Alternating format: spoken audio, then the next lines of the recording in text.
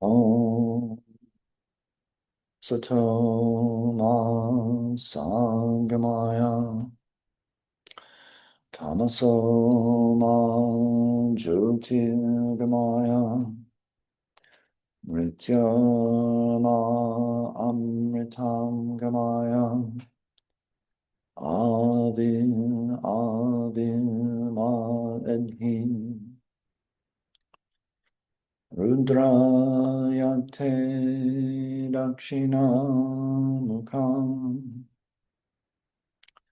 Te Namam Pahinityam Om Shanti Shanti Shanti.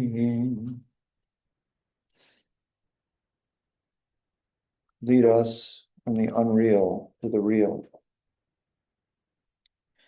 Lead us from darkness unto light.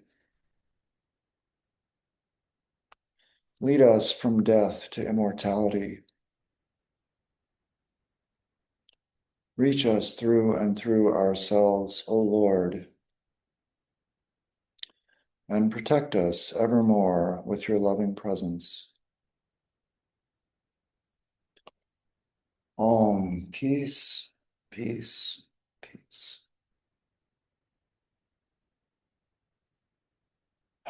Hi, my name, as some of you know already, is Swami Arupeshananda, and the subject of tonight's talk is spiritual values important for college and career. It's a mouthful. I didn't choose the title, but it seems practical. I guess before I'd start, I'd just like to say that little prayer thing we did at the beginning, I'm a big advocate of this. I think we should do more of it. And I'm in conversations with Vedant to hopefully be able to incorporate some kind of worship arati service to our meetings next year. So we're thinking about how we might make that happen, just so you know. So spiritual value is important for college and career. Last time we met, we talked about AI and spirituality in the age of social media and AI. That was it. And I talked about a few AI apocalypse scenarios. There was the Terminator apocalypse, where the robots become self-aware and they decide to eliminate all the humans. I pretty much dismissed that with the help of the Taittiriya Upanishad. And then I talked about the sort of brain melting AI apocalypse, where you use AI and you stop thinking and your brain kind of atrophies. So we talked about that one. Dismissing that one was a little bit more difficult because the problem is a little bit more nuanced. And then I walked back to the car with some of you, and the one that I decided not to talk about before last week's meeting came up in conversation, and that was the AI job apocalypse. And I thought that would actually be a good way to lead into tonight's talk, was the AI job apocalypse. I had decided not to talk about it last time because I felt like perhaps I wasn't quite qualified to comment on it. But apparently, like 60% of you guys, college-aged smart people like you who go to good colleges like this, think that AI is a threat to your employment future. How many people think that AI is a threat to your employment future? Nobody. Not one of you. No, you a little bit. Two, three. How many of you are in tech? Two. Not you. This is a next one. So you're in tech and you think that AI is not a problem. Wait, no.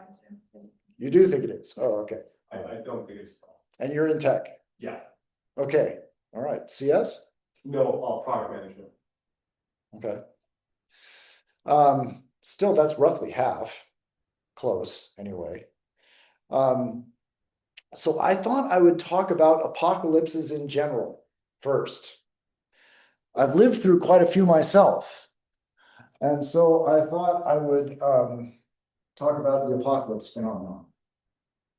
Does that work? It does. Okay. So first we're going to have the era, and then we're going to have the apocalyptic scenario, apocalypse, and then we'll have the compelling evidence over here. So, whoops. I'm old enough to remember the 1970s vaguely. So in the this goes back, of course, I mean, apocalyptic scenarios go back, I don't know, probably as long as human beings have been walking this earth, but the ones I personally remember. In the 1970s, one of the dominant apocalyptic scenarios in the public mind was overpopulation and resource depletion. So overpopulation, and I guess you could call it mass starvation. And the reason for this, nominally, was that the baby boomers, you remember the baby boomers, after World War II, everybody came back from war and made a bunch of babies. So in 1970s, they all got to like come of age. They're all in like 25-ish or something. And so all the grown-ups said, oh my God, who are all these kids? They're going to take over the world. How are we going to feed them? In conjunction with the baby boomer phenomenon, there was OPEC, the Organization of Petroleum Exporting Countries. And they said, hey, these white people over here really like oil. And we have all the oil. Let's show them who controls the oil. And they ran an embargo. And in the 1970s, you had lines at the gas station, and the cars would line up for blocks, waiting to get their gas. So you got these two problems. Baby boomers taking over, we can't feed them, no gas, we're going to run out of everything. World's going to end. 1980s, I think the dominant fear at this time was nuclear annihilation. We had, of course, the fear of nuclear war goes back further. It goes back 50s and 60s. We dropped the bomb. Obviously, this is really bad, and so we could have nuclear war. But they had silly little things like getting under your desk in the 1950s to protect yourself against a nuclear blast. Not very realistic. We had this idea with the onset of climate models and bigger computers that we would have a nuclear winter. So in other words, you drop enough bombs, and we had really big bombs too, megaton bombs. So you drop big enough bombs and the world will not recover. The temperatures will plummet and the flora and the fauna will all die. In the 1990s, we had, there was the Y2K scare. And then there was, the comet was going to crash into the Earth. We had the asteroid that was going to crash into the Earth. That was, there were a bunch of like new age predictions about that. It culminated in something called Hale-Bopp. The Hale-Bopp comet was in 1997. Hale-Bopp. Does any of this sound familiar? Has any of you guys heard any of this stuff? You're my age-ish, so you probably have. You have, okay. Hale-Bopp was 1997, and you had a whole bunch of people. It was the Heaven's Gate. There were the Heaven's Gate religious cult, I guess you could call it. And what they did is they said there's a spaceship on the other side of this comet, and they're waiting to pick us up. And so what they did is they committed mass suicide to get picked up by this spaceship that was on the other side of the comet. And like 30 or 40 people went for this and committed suicide when the comet reached some proximity they had calculated. And then there was also the ozone depletion apocalypse. I forgot this one. Ozone depletion. So this was one, there was a hole they discovered in the ozone layer. And this was going to let in all the UV radiation. We're all going to get skin cancer, and all the flora and the fauna, the plants, the UV radiation will kill the plants, so we'll all starve to death and get cancer. So that was basically caught, we figured that out from chlorofluorocarbons. And I remember when I was your age, I was in college, and my chemistry professor wrote up the chemical reaction for ozone depletion on the chalkboard and explained how it was self-sustaining. So you put chlorine in the atmosphere, And what happens is the chlorine will actually split an ozone into an oxygen and then go on to do it again with another ozone molecule. So this thing is self-catalyzed. And so basically they said, this is it. We're all going to die. This can't be stopped. This is what they told us. Now it's repaired. It's gotten better. And we actually had a hand in that. 2000s. I don't know how much more of this I have to do. Well, I'm close to the end, so I'll just keep going. Basically in the 2000s, we had 9/11 terrorism and bioterrorism. There was anthrax being mailed around, and there was this idea that they could put it in the water supply and kill the people in the cities. So this was actually kind of politically caused. And then in 2010, we had the eco-apocalypse, which is still alive today. And that's an important point, which I'm going to get to in a second. Most of these things are still alive today. Very few of these things are actually off the table. We had the eco-apocalypse, which I guess I don't need to write again. And now today, of course, we've got the zombie apocalypse, COVID, right? We all get the dreaded virus and die. So COVID. And of course, now the AI apocalypse, right? So what is my point? Why am I telling you all this? All these things play on our fear. All these things play on our fear. But as I said, a lot of these things are still available to us. Overpopulation, resource depletion, nuclear annihilation, it's others. Basically, the only one we've really taken off the table is the ozone. We actually we changed our refrigerants and stopped the aerosol sprays, and we actually repaired the ozone layer. The rest of the stuff is basically still available to us, but we don't pay attention to it so much anymore. Why not? It's still there, but AI gets much more airplay than overpopulation and the rest of these things. Why? Because it's novel, it's new. The fear we get played upon is one thing. The other thing we get played upon is a desire for something new. We want a thrill. We're bored with overpopulation. We need something, we need a new threat. Eco-apocalypse is still there, and we still pay attention to it, but it was more interesting 10 years ago before COVID and before AI. The idea is that there will always be some existential threat to our existence. And if none of these things bother you ever, even from the very beginning, the AI apocalypse or any other apocalypse doesn't keep you up at night, something else will try. Your career will seem like a bad choice. You'll hate your boss. Your spouse will be unfaithful. Your kid will turn out diseased or get hurt in a car wreck or something. Nobody gets out of here without facing some catastrophe in life. It's odd because we walk around, especially I went to this school, for those of you who don't know. We walk around here, especially at this time in our lives, like I've got it all under control. I've got it all going on. I'm living the dream. We walk around like that here, at least a lot of the kids do. And the fact is that nobody catches every ride.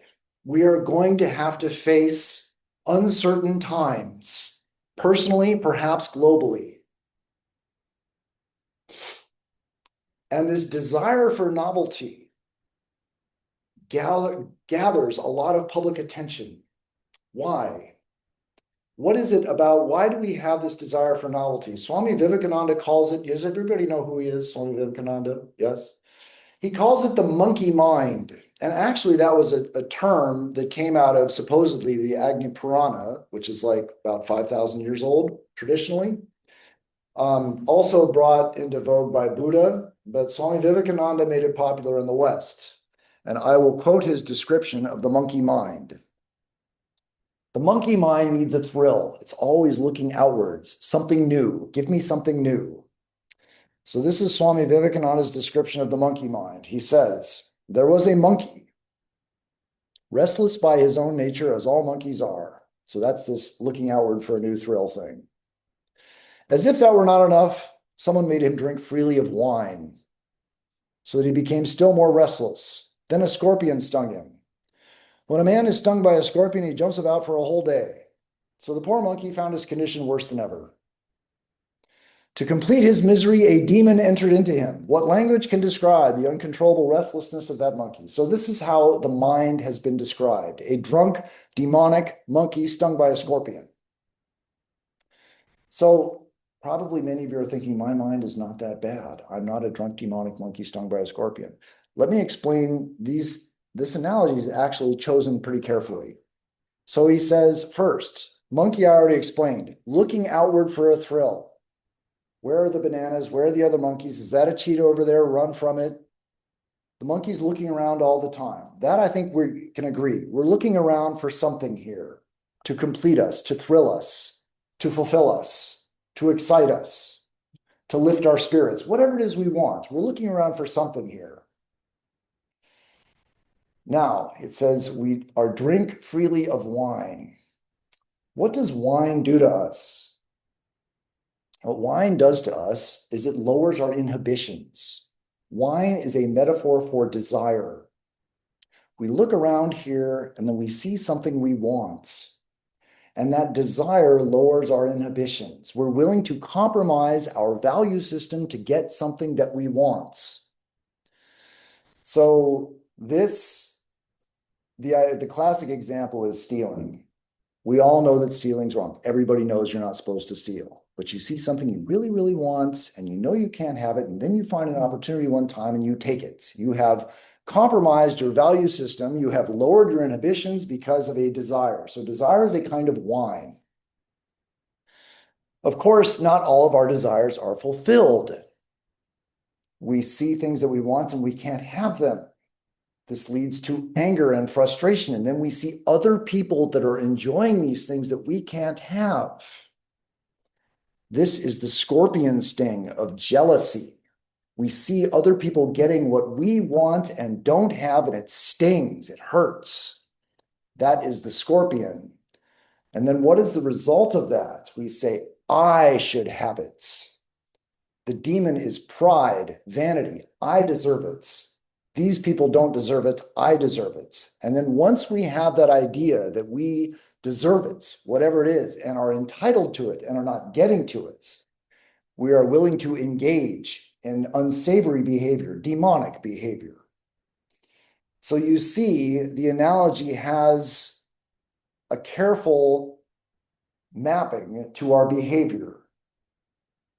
The wine is desire. The scorpion sting is jealousy. The demonic possession is pride. The monkey is restlessness of the mind, looking around in all these places. And you say, I don't have this kind of a mind. I'm not that bad of a person. My mind isn't a drunk demonic monkey stung by a bee. Well, how many people have practiced meditation at all ever? You have, I know. All of you. Okay, every single one of you. So then you actually probably are somewhat willing to believe what I'm telling you. If you have tried to control your mind and set the agenda for your mind, you have seen how your mind responds to this program. It will come up with perverse and hideous images to thwart your idea of self-control. This is a universal experience. Most people are not like you and they haven't practiced this and don't believe me. And so what I do generally is I tell them about a psychological study that will hopefully convince them. I'm not sure if I need to tell you this, but I will anyway, because it's interesting. There's a psychologist named Tim Wilson who published a paper a few years ago called Just Think: The Challenges of the Disengaged Mind. And it was a simple study. What he asked his subjects to do, he asked them to come to his lab and do nothing for 15 minutes. Has anybody heard of this study? The challenges of the disengaged mind. Okay. Come to my lab and just sit and do nothing for 15 minutes. And then tell me what you thought about your experience. Everyone hated it. For some reason, he found this very surprising. I'm not sure why, but he did. He thought this was a very surprising result, and he couldn't figure it out. And so he thought, well, maybe they don't like my lab. I'll let them do this in the comfort of their own home. So he told the next group of subjects, go home, sit yourself comfortably, and do nothing for 15 minutes, and then come back and tell me what you thought about your experience. They all still hated it.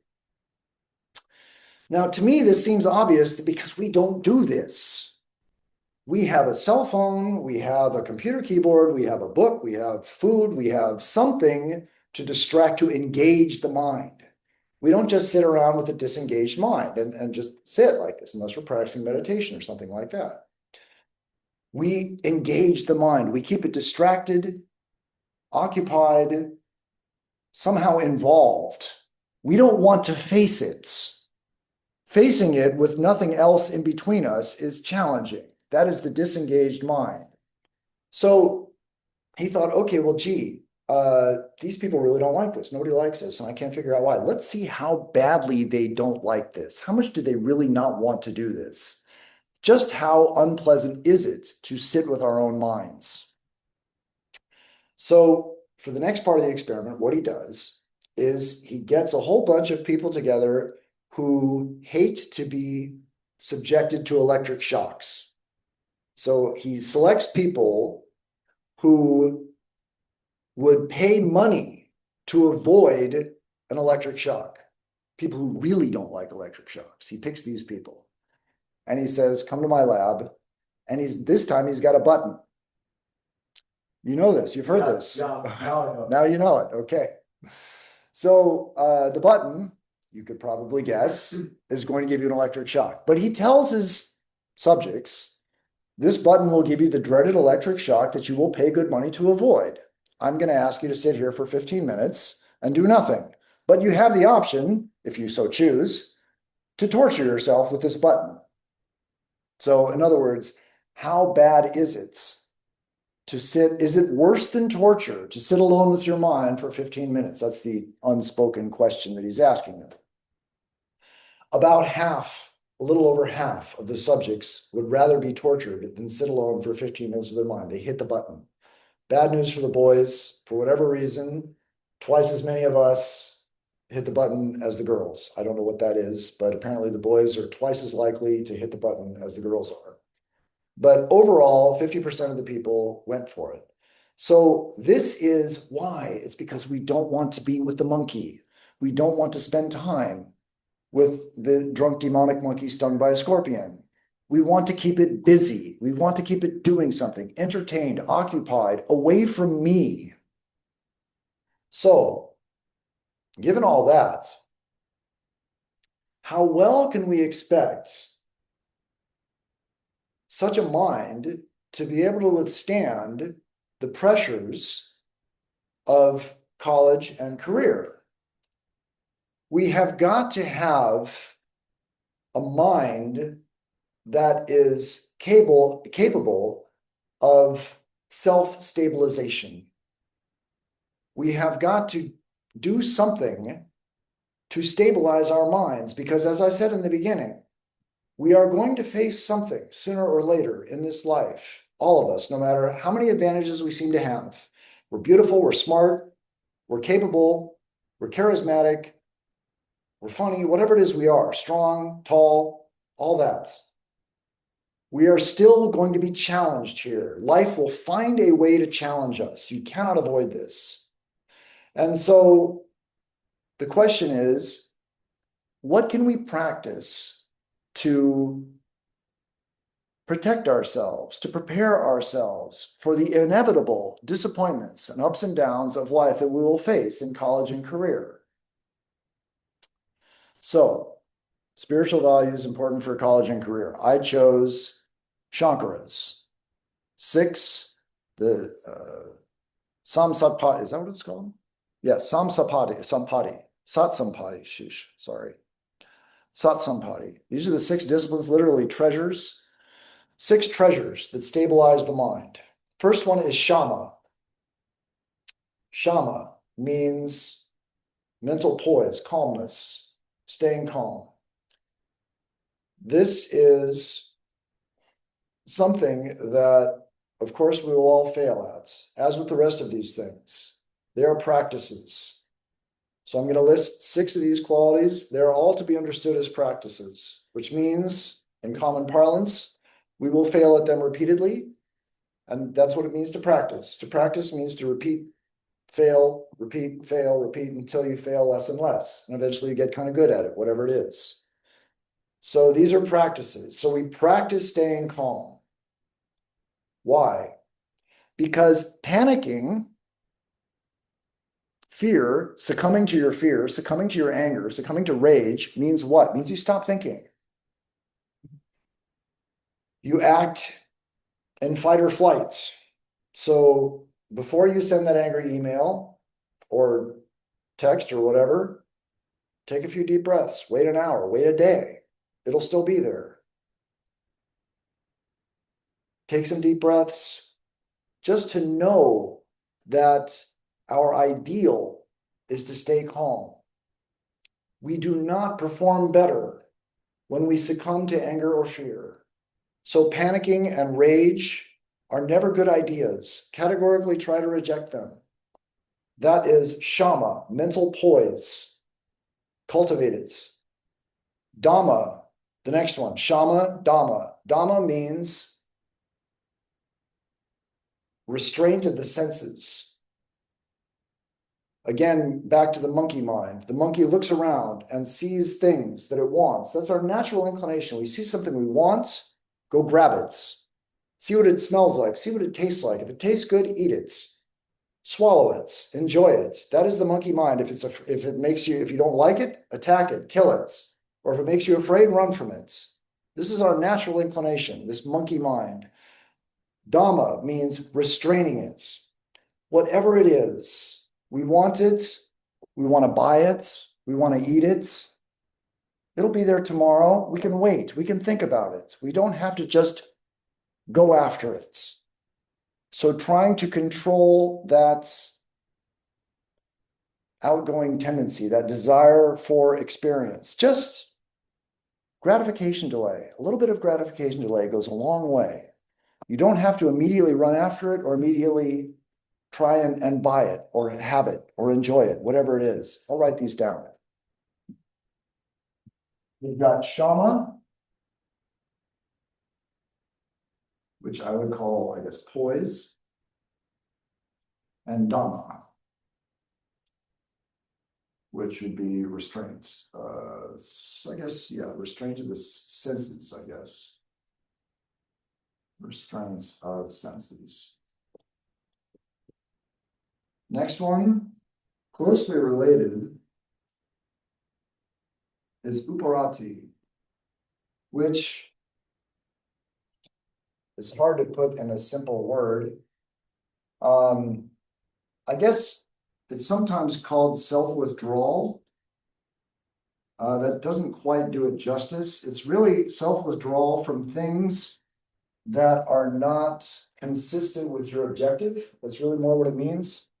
I think the best way to illustrate this is probably from an example that I actually had here at UCLA. When I was a grad student, I was in a lab, and I wasn't a monk, but at the same time I was living in a monastery, and a lot of the other guys, well, pretty much all the other people in the lab knew that. And they knew that I was kind of weird meditating and all that. So they would occasionally talk to me about philosophy. So this one guy in the lab, he's kind of a Casanova type, lots of women in his life, kind of a player. And so he comes to my office and he said he's finally found a woman that he likes, that he wants to be faithful to. He finds this woman he wants to not cheat on and play around with.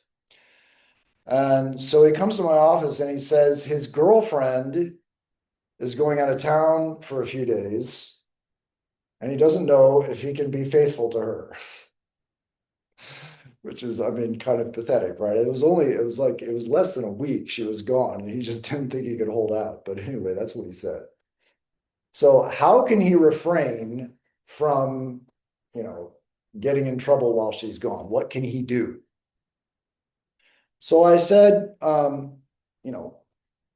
not to think about other women when she's gone. Don't think about them. from thoughts, actions proceed. So try not to think about women. Try to, just think about your woman and that's it. Try not to think about other women. Seems pretty obvious.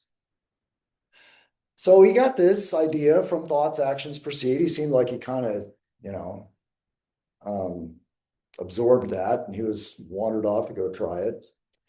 And so then on Monday, he comes back to my office and says, this mind control stuff that you told me, it doesn't work. And I said, well, why not? What happened? And he said, well, I was trying, you said from thoughts, actions proceed, and I was trying not to think about other women. But then some of my friends called me up and they wanted me to go out with them. And I went out to this bar and I met this girl at the bar, this bartender or whatever. And we wound up, connecting. And so his logic was that he'd done what I said. He'd try not to think about women, but then he went to this place and this thing happened and he was innocent and it wasn't his fault. See, if you are trying to quit something, you see, he engaged in an activity that was not consistent with his goal. Uparati. You do not want to, if you're trying to quit drinking, for example, you don't go to the liquor store and hang around. That's not going to help you.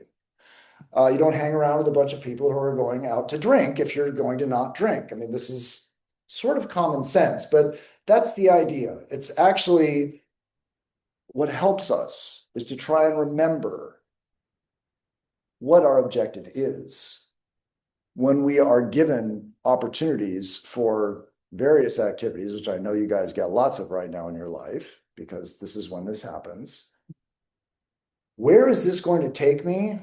What do I hope to achieve from this? And is this going to compromise the bigger picture, what I'm trying to accomplish?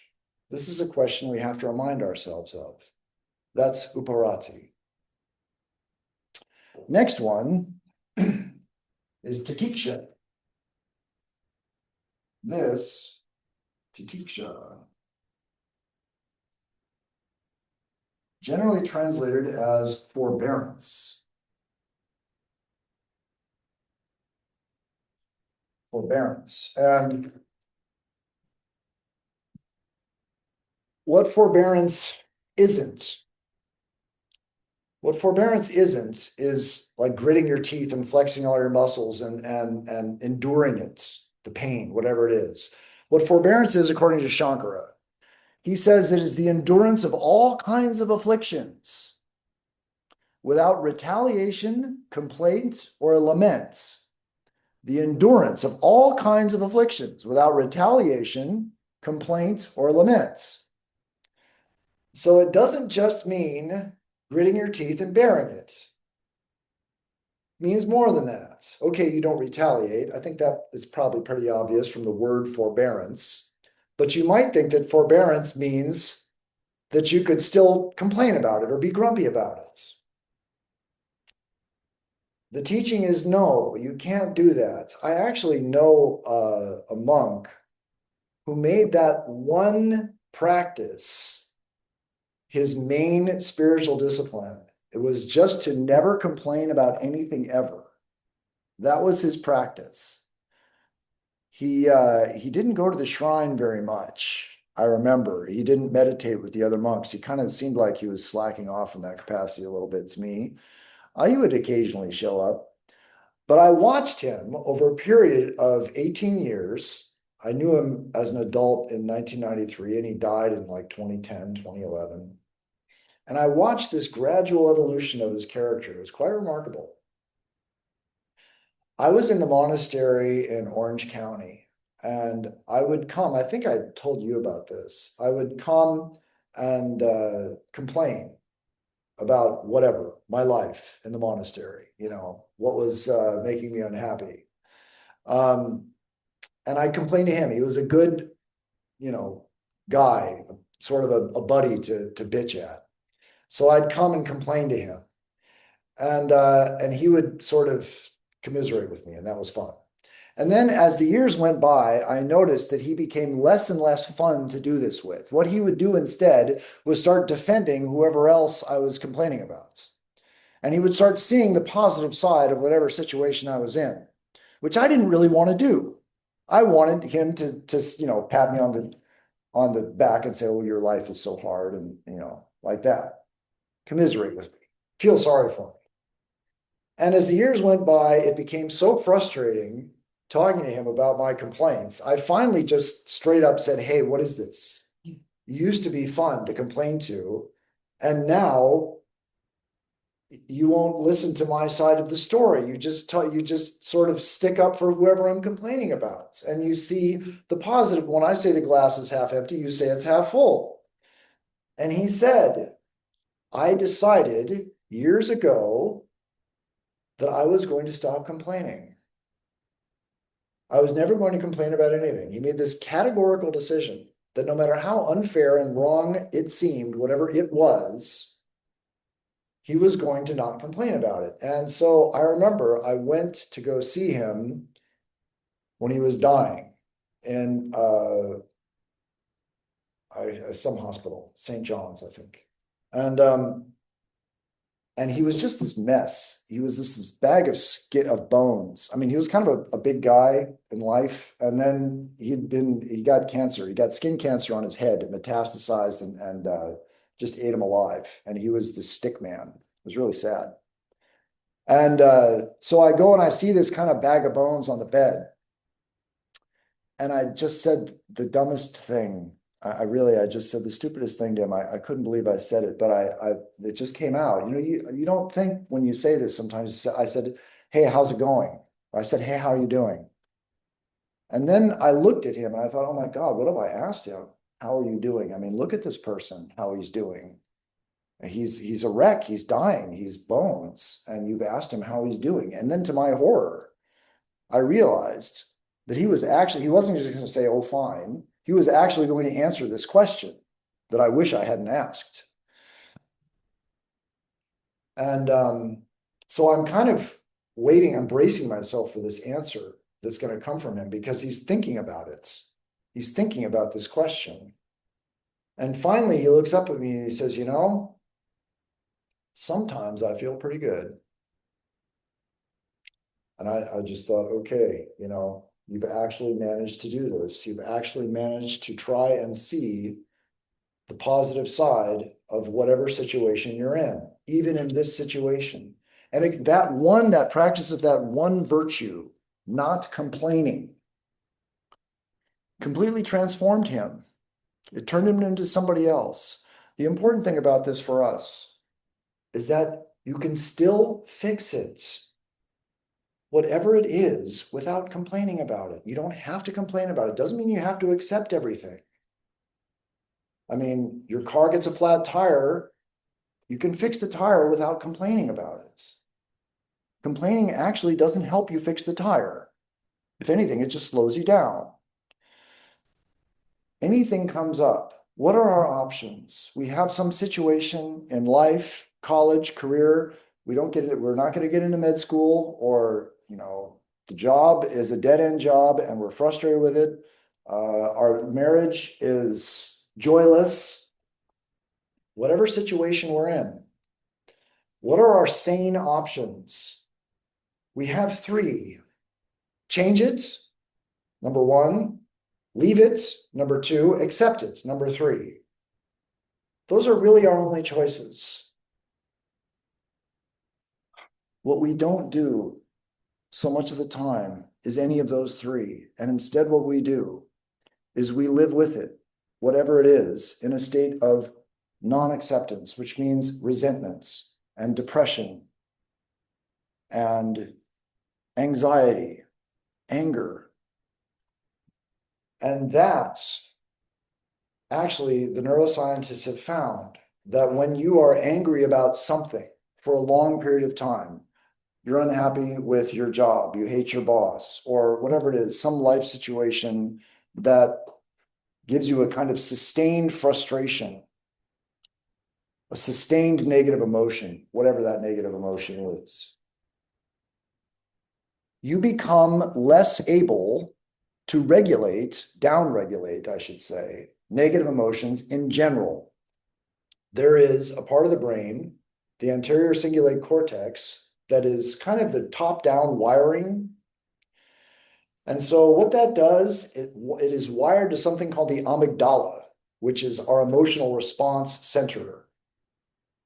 And when the anterior cingulate cortex fails to downregulate negative emotions that are associated with a particular life situation, then what it does in a sort of ancillary way is fail to downregulate negative emotions categorically across the board. In other words, if we allow ourselves to be unhappy with our job, unhappy with our marriage, unhappy with our school experience, what happens is we become unhappy in general. We become less able to downregulate negative emotions in general.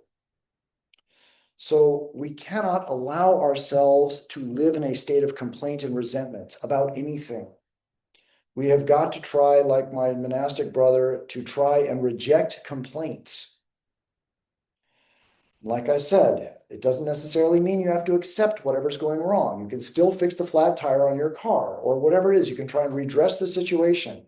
Frequently, what we find is that we cannot change the situation and we cannot leave the situation. We may think we can. We try and change it. We find it comes back to us, or we try and leave it and we find that somehow, even though we're in a new situation, it sort of seems to be manifesting again. A lot of the time, it seems that we find we have to accept it. However that goes, this is again a practice. We've got to practice enduring all kinds of afflictions without retaliation, complaints, or laments. Again, like I say, it doesn't mean you just have to live with them, but you do have to live with them without resentment, without that negative response. So that is titiksha. What does that bring me to? That brings me to shraddha. Shraddha. Generally, I'm just curious, how many people have seen all those before? You have. That's it. Okay. Shraddha, generally translated as faith. You all know who Shankara is. Adi Shankara basically brought Vedantic Hinduism back after Buddhism kind of waned in India. Adi Shankara, you can look him up later. Lived about 800 AD, I think. So Shraddha, generally translated as faith.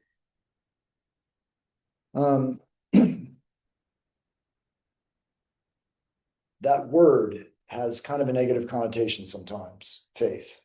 It doesn't, at least in this context, necessarily mean believing what some book says. And the word faith isn't the greatest translation, I would say, of Shraddha. It really means kind of enthusiasm for the goal. I would say that's a better translation of the word Shraddha than faith, because especially in contemporary Western culture, faith, we sort of sometimes associate with fundamentalism, where you read it and you just insist on accepting it without really thinking it through and seeing if it makes sense. That idea of faith being fundamentalism, that's not what this means. Enthusiasm for the goal, I would say, is a better translation. On the other hand, you do have to believe in something in order to have enthusiasm for the goal. You can't really have enthusiasm for the goal without belief. Belief in what? Well, belief that you can achieve the goal. And how do you do that? The basic teaching in Vedanta is that what achieves the goal, what gets you to succeed in life, isn't necessarily talents or intelligence or charisma or any of these qualities that we find that we want and wish we had more of. What really allows us to achieve our goal, according to Vedanta, is love. Love is what we have. That is our motive power. And love is what we have to believe in. And love is something that we all know. We all feel it ourselves. We all feel it inside ourselves. We know that we have love. We know that we feel love. And we know that we want to share love with others. we have this sense of love in us. How does love help us achieve our goals? Think about for a second something you really don't want to do, whatever it is, you don't like doing it. And then you fall in love with someone or even something. I mean, you could love your dog. How many people want to clean up dog poop? Well, you don't generally. But if you have a dog that you love, you don't mind. And if you have a love in your life, you'll do all kinds of things for the love of your life with enthusiasm that you would never do otherwise. Tasks that you would find odious and distasteful and would run from in ordinary circumstances. With love, you are eager to do them, and you are eager to do them publicly so that you can display your love. Because one of the amazing things about love is that we want to show it.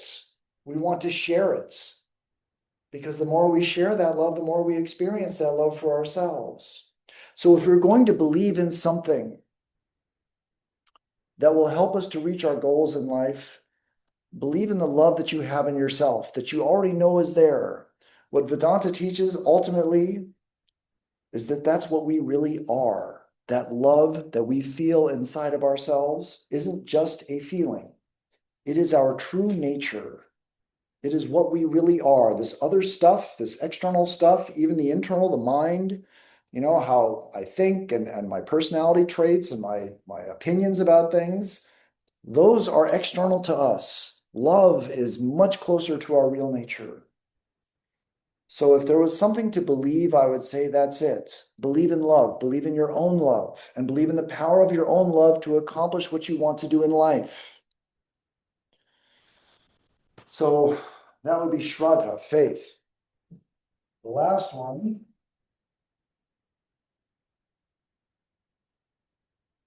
Samadhana, basically means focus, concentration, meditation. Some good news here. Meditation, concentration, I guess, is a better, probably translation of it. Meditation is more of a practice. Some good news here is that they have found, I said earlier that there's this connectivity relation between the ACC and the amygdala, the sort of control circuitry in our brain and the emotional response. There's this sort of relationship between these two. What happens when we allow negative emotions to persist in our lives, we find that this connection is compromised. What that means in common parlance is that the more we allow negative emotions to reside in our minds, the more susceptible we are to negative emotion.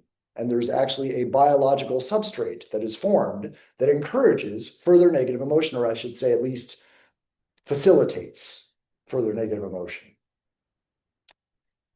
The good news is that functional connectivity between these two regions of the brain, the ACC and the amygdala, is measurably repaired by meditation. 3 days of Vipassana, intensive Vipassana retreats is enough for a measurable repair of the functional connectivity between the ACC and the amygdala. 3 days of intense. That's, these, I don't know if you're familiar with this, these Vipassana Buddhist meditation retreats, they're like 8 hours or 9 hours a day of meditation. It's very intense. Not really practical for guys like you and lives like you're living. More practical for you, which I cannot stress enough, is a regular practice of yoga, just breathing, meditation, 30 minutes a day, 15 minutes morning, 15 minutes evening. I think probably you guys can all squeeze that in.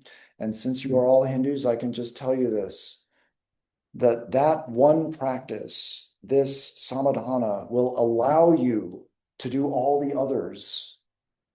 If you don't, I'm just speaking from personal experience here, if you don't do that, if you don't make a regular practice of introspection, meditation, you will find the rest of these things extremely difficult to implement. Why? Because you're not really aware of your mind. If you want to be aware of your mind, you have got to sit with the monkey mind, like the Wilson study. You have got to face the challenges of the disengaged mind. So that what happens when we do that, when we just sit and we face the monkey, we become aware of its activities. We have a greater understanding of its behavior. And then during the busy workaday life that we face, we will recognize those patterns. There it goes again, doing this. You think it's this other person who has caused your mind to go in whatever direction it's gone in, but you realize that your mind has this tendency anyway. You become more aware of yourself, in a sense, and more able to navigate through the problems that college and career are inevitably going to throw at you. And again, since you are all Hindus, I can tell you this. I generally can't when I go to schools and talk, but I can tell you this. Chant the name of the Lord. Do it as much as you possibly can. This does have an effect.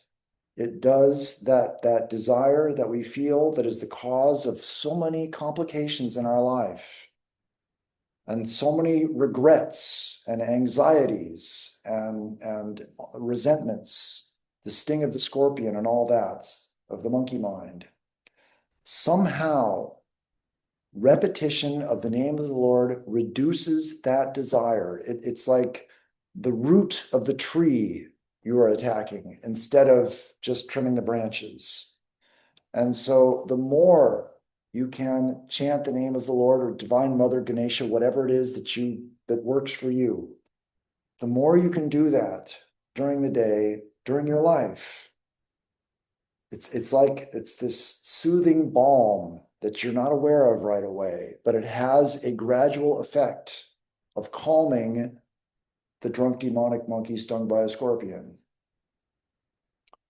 And so those are the spiritual values that I came up with for getting through, that are important, I should say, I guess. That was the title, for college and career. They will help stabilize your mind and get you through life without disaster, which I pray for all of you, because I've said to several people over the last few weeks that I'm so happy and uplifted to come here and talk to you guys, because you are all beautiful and intelligent and capable, and you all want to do the right thing. You all want to be good people. And some old fart like me sees this and he thinks, my God, there's hope for the future because we have people like you that are capable and want to do the right thing. And so it has been an honor, however brief, to come here and be able to speak to you about these things, because I know that you're not getting anything out of this. You're not being able to put this on your resume or anything else. You're here just because you have an interest in a higher life, and that is admirable. And someone like me finds it inspiring, because old people generally say kids today, the music they listen to, the clothes they wear, the stuff they say, they don't have any work ethic. They don't have respect for their elders. They make the same complaints that they've made for thousands of years about kids today. Those complaints, largely, I come here and I see you guys and I think it isn't true. There is hope for tomorrow because of you guys. So thank you for that. Om Sahana Bhavatu Sahana Bhunaktu Sahaviryam Karavavahai Tejasvina Vaditamastu Ma Vidvishavahai. Om Shanti Shanti Shanti. May the good Lord protect us. May he guide us. May he give us strength and right understanding. May our study be vigorous and fruitful. May love and harmony be with us all. Om, peace, peace, peace. Okay, any questions? Or we shut this off first? Yeah. I